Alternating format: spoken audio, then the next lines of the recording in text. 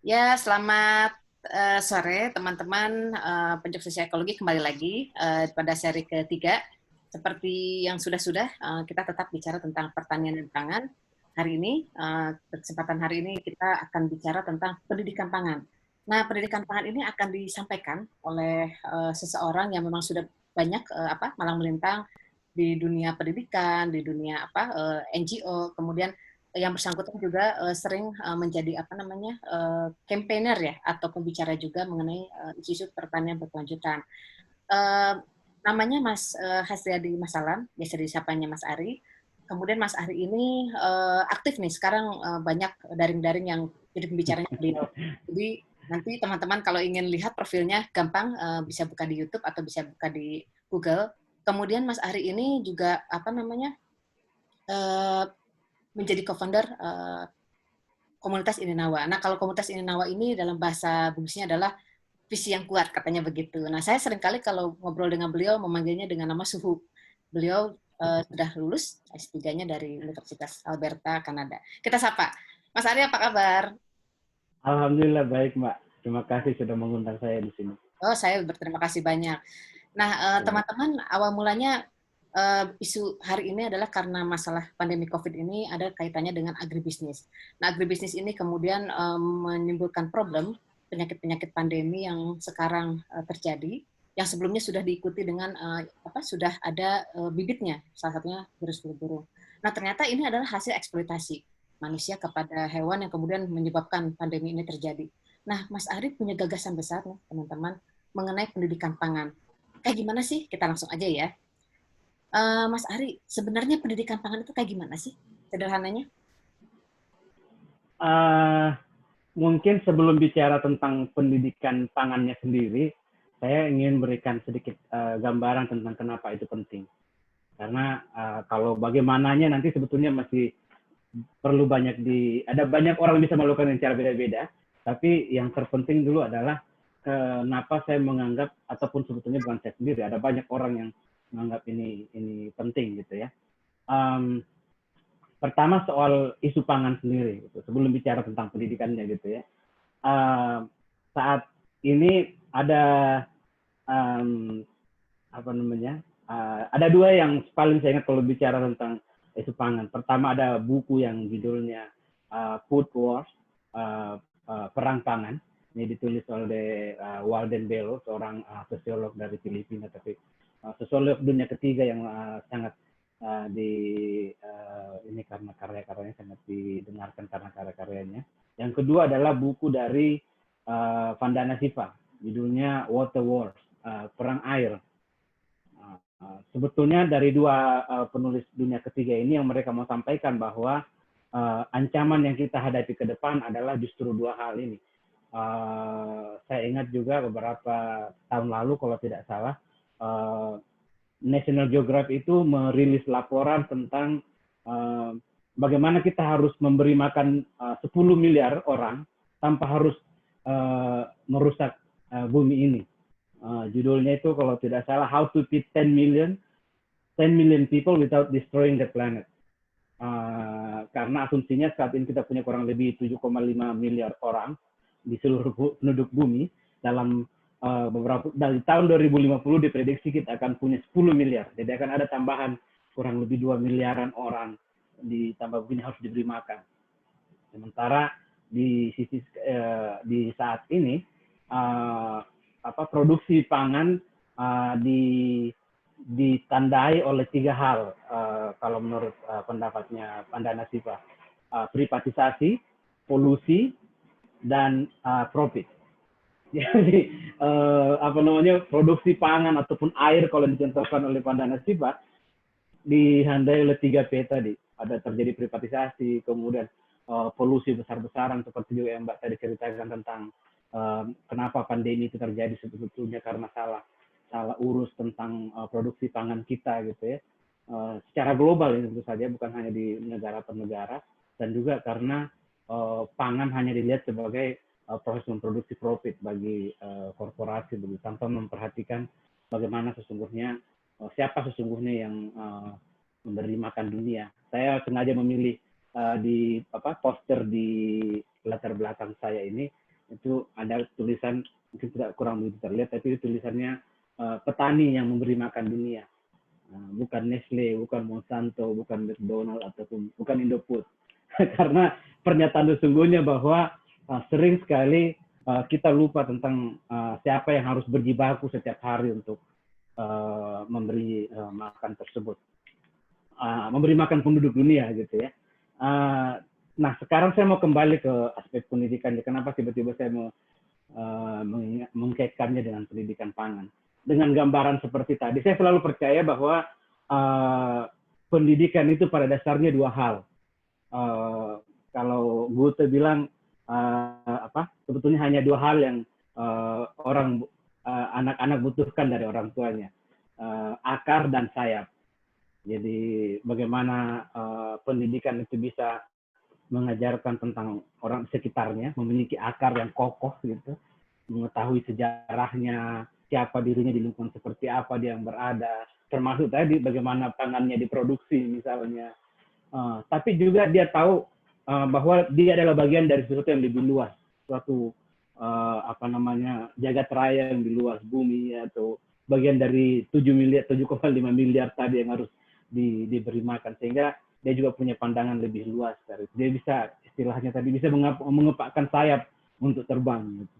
Sehingga dia menjadi manusia yang lebih lebih lengkap seperti itu. Nah, kaitannya dengan pendidikan pangan, saya menganggap dua isu ini sangat penting untuk dikawinkan, karena ini adalah persoalan yang konkret yang akan kita hadapi, dan bahkan sebenarnya kita tidak harus menunggu 2050 ini sampai terjadi.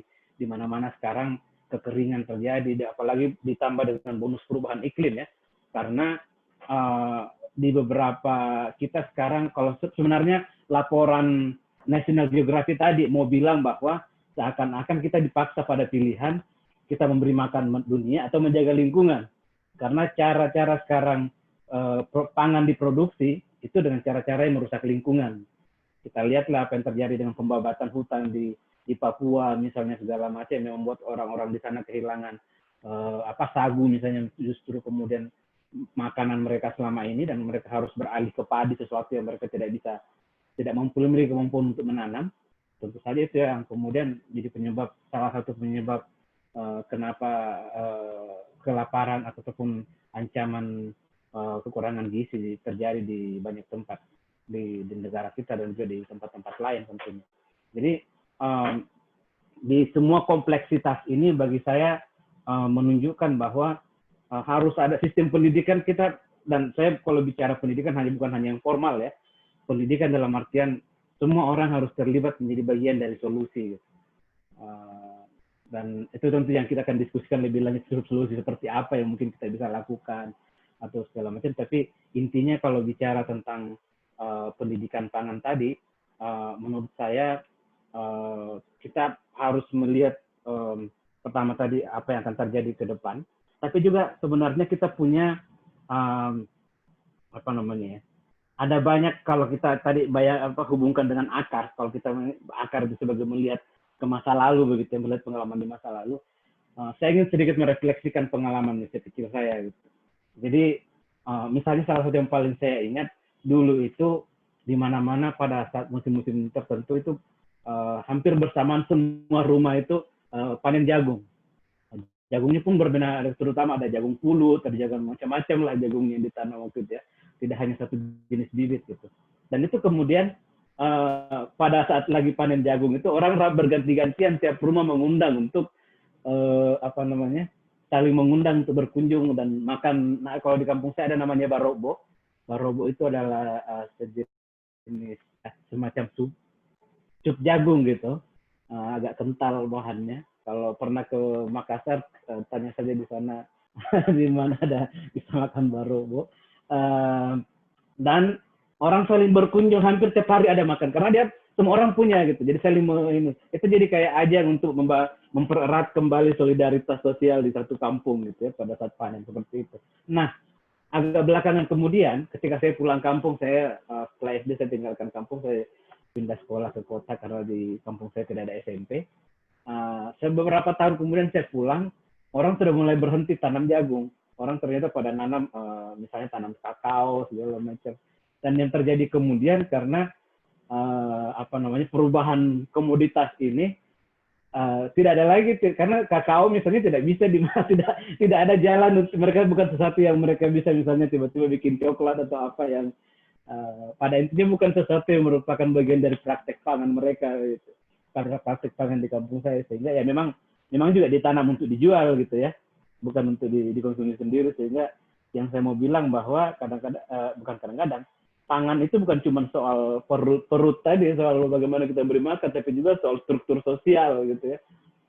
Dan juga sangat terkait tentunya dengan struktur ekonomi kemudian, karena kakao misalnya memang di kampung saya sampai ada istilahnya haji kakao, karena begitu pas lagi bagus-bagusnya harga kakao, orang jadi bisa naik haji dan semua orang jadi menebang tanaman yang lainnya diganti dengan kakao gitu. Meskipun belakangan ya 10 tahun, 20 tahunan belakangan sekarang kita lihat ya petani merana karena kakao sudah tidak bisa diandalkan, misalnya mereka sudah harus berpikir lagi menebang lagi ataupun seperti. Jadi ada siklus seperti itu juga terkait dengan pangan.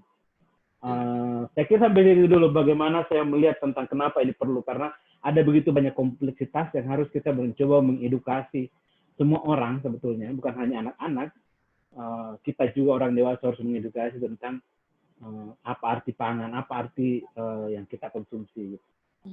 Berarti kalau tadi menyimak pembahasan Mas Ari, kompleks ya Mas ya, bicara pangan ini hanya bicara perut, ada bicara isu sosial, solidaritas, kemudian tadi bicara juga bagaimana tradisi ya Mas ya, tradisi yang membuat hangat itu yang mungkin kita, tetapi ada persoalan kompleks ketika pangan itu menjadi komoditas, menjadi diprivatisasikan, kemudian satu sisi pertanian tradisional yang memberi makan kita tadi seperti Mas Ari sampaikan itu menjadi berkurang. Nah Mas, kalau melihat ada permasalahan serius nih antara yang memberi makan kita itu adalah petani skala kecil, petani tradisional. Kita berhadapan dengan dengan privatisasi gitu yang besar. Jalan tengahnya gimana melihat kondisi ini? Dan berhadapan dengan apa? Berhadapan dengan privatisasi, di mana pangan-pangan ini menjadi produk komoditas, tetapi produk pangan pokok malah dikesampingkan gitu. Nah, beri makan kita, makanan pokok kita adalah petani-petani skala kecil, bukan perusahaan-perusahaan multinasional. Nah, ini jalan tengahnya gimana nih, Mas? Kalau melihat situasi yang sudah kompleks berlangsung saat ini. Ya, tentu pertama kita harus dudukkan dulu, kita harus lihat secara historis ya, apa yang terjadi pada petani sekarang, karena kalau tidak kita akan cenderung pada blaming the victim, menyalahkan victim, korban gitu ya. Karena kalau kita kayak tadi, toh petani juga sebagian memang dengan secara sadar mengganti tanamannya dan segala macam. Tapi kita juga harus melihat bahwa ada proses selama, saya kira kita mungkin sangat familiar dengan namanya revolusi hijau, di mana ada proses di mana secara bersengaja pengetahuan di tingkat petani itu perlahan-lahan digantikan lewat pengenalan proses-proses pertanian yang lebih mungkin dianggap modern seperti itu dalam tanda kutip, karena misalnya dengan pengenalan bibit, pengenalan input pertanian, yang tentu saja di saat itu mungkin pikirannya adalah untuk meningkatkan swasembada pangan gitu ya. Kalau zaman Pak Soeharto dulu yang dijadikan slogannya. Tapi harganya sangat mahal karena kemudian sistem seperti yang saya katakan tadi, misalnya kayak kemampuan misalnya memelihara bibit, kemampuan sistem kerjasama yang secara kolektif yang dulu dimiliki semakin tergusur. Belum lagi kalau kita bicara tentang efek dari perubahan iklim gitu ya, di mana pengetahuan petani, misalnya sistem kapan mereka harus menanam dan segala macam, semakin kebingungan mereka karena sepertinya alam tidak seperti yang mereka kenali sebelumnya begitu ya. Jadi memang itu harus kita letakkan dulu bahwa ada dua tantangan besar ini, karena pertama petani sendiri memang sudah mengalami proses itu bisa dibilang pemiskinan sebetulnya baik secara skill dan pengetahuan, tapi juga secara materi sebetulnya, karena kalau kita lihat juga efek dari tadi adalah petani-petani kita sebenarnya semakin sempit tanahnya. Kalau kita lihat secara rata-rata sebenarnya jumlah petani kita, kalau kita bicara petani padi misalnya, itu harusnya minimal 2 hektar untuk bisa menghidupi secara memadai begitu. Tapi di kenyataannya kalau saya lupa berapa persisnya angka statistiknya, itu rata-rata penelitiannya banyak yang hanya setengah hektar malah sawahnya misalnya kalau dirata-ratakan. Artinya ada pula persoalan struktural yang dihadapi petani yang terus-terus memaksa mereka gitu. Belum lagi kita bicara tentang isu aging farmers. Petani kita yang kalau menurut hasil risetnya, petani kita itu rata-rata di atas 40 tahun. Artinya, ini sektor yang tidak menarik bagi generasi muda karena mereka sudah melihat penderitaan orang tua mereka gitu. Bahkan sebagian besar keluarga petani tidak akan mau anaknya untuk bertani karena mereka sudah rasakan betapa tidak menjanjikannya sektor produksi pangan ini. Yang saya mau ceritakan dengan semua kompleksitas tadi ini, belum lagi kita kemudian berhadapan dengan struktur ekonomi yang cenderung memberikan privilege pada korporasi misalnya gitu ya. Mencabut subsidi yang bisa diperlukan petani dan kemudian justru memberikan peluang-peluang bagi korporasi untuk lebih menguasai sektor-sektor pangan. Jadi gimana Mbak? Silakan. Berarti Mas Ari, kalau tadi apa yang diceritakan Mas Ari dari revolusi hijau, kemudian permasalahan adanya ketiadaan subsidi, ini pada dasarnya petani ini sudah menjadi apa ya? Terus ada tadi pemiskinan struktural yang Mas Ari katakan. Berarti ini pangan yang kita konsumsi ini, mohon maaf, dapat dikatakan hasil mengeksploitasi petani skala kecil. Iya. Nah, saya ingat kalau kategori makanan yang kalau dari perspektif kita, saya sebagai Muslim gitu ya, kategori yang kita makan, makanan yang dianjurkan itu kan makanan yang halalan dan thayyibah gitu ya, halal dan thayyib gitu, baik. Gitu. Nah, halalnya mungkin agak lebih mudah ya karena sehat atau bagaimana dia memenuhi fikih lah gitu segala macam. Nah, thayyibahnya ini menurut saya juga harusnya kita perhatikan bagaimana dia dikonsumsi, siapa yang diuntungkan oleh produksi tersebut dan siapa yang dirugikan. Gitu. Apakah kita tidak berkontribusi terhadap penderitaan orang-orang yang memproduksinya? Gitu. Karena seperti saya gambarkan tadi, konsumen kita juga kadang-kadang produsen kita, petani sebagai produsen pangan, justru ditempatkan pada posisi yang paling pinggir dalam seluruh siklus ini. Mereka nyaris tidak punya banyak daya tawar terhadap proses ini. Karena sebetulnya yang mengambil semua keuntungan itu adalah tentu saja yang besarnya ini tadi ya, aktor besarnya, dan konsumen pun sebetulnya tidak punya banyak pilihan karena misalnya kalau konsumen urban gitu ya, mau mencari makanan yang murah gitu, terjangkau lah gitu ya, sebagian besar kemungkinannya adalah produk yang tidak memenuhi, kalau misalnya kita bicara standar kesehatan misalnya, akan lebih sulit kalau kita bicara tentang makanan yang bisa seperti itu. Apa itu menjawab pertanyaan Mbak nggak? Sangat menjawab. Intinya perlu ada gerakan yang lebih besar ya Mas ya, untuk kita tidak memperpanjang lagi eksploitasi ini. Nah ini Mas Ari, terakhir nih, singkat saja. Berarti kalau seperti ini problemnya adalah masalah pembangunan di desa. Nah, bagaimana nih Mas, terusan Mas Ari, pembangunan di desa, kemudian bagaimana upaya kita untuk sama-sama untuk melakukan solidaritas menolong petani-petani skala kecil? Saya kira yang pertama adalah mengutamakan pemenuhan produksi dan kebutuhan dan konsumsi lokal. Saya ingat Mbak minggu lalu salah satu ini tentang membeli langsung dari petani misalnya gitu ya. Itu saya rasa itu salah satu solusi, atau di seri sebelumnya yang anak muda memproduksi sayuran segala macam gitu ya.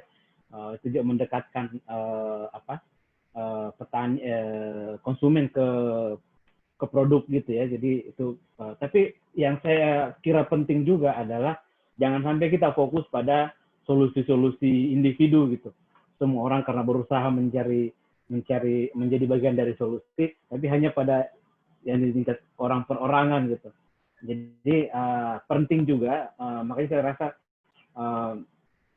saya sangat mengapresiasi mengapresiasi apa yang Mbak Isya lakukan lewat pojok sosial ini, karena ini memang penting sekali untuk kita mengedukasi diri kita masing-masing, tapi juga saling terhubung gitu dengan orang-orang yang like-minded people gitu, yang memiliki pemikiran bersama. Karena ini memang kerjaan besar, ini bukan sesuatu yang tiba-tiba bisa berubah di segala macam. Tapi seperti saya rasakan banyak Mbak eksplorasi di seri-seri selanjutnya, ada banyak orang yang bergerak melakukan contoh-contoh kecil di tingkat lokal. Dan menurut saya itu yang justru penting, karena kadang-kadang kita bicara tentang ide anti globalisasi, anti ini dan itu, tapi sementara misalnya begitu kita cek ke dapur kita, hampir sebagian besar tidak ada lagi yang diproduksi di sekitar kita, mungkin datang dari mana gitu ya, produksi. Bahkan sekedar ilustrasi, saya pernah bikin dengan bersama anak-anak muda di desa itu, kita bikin resep kecil-kecilan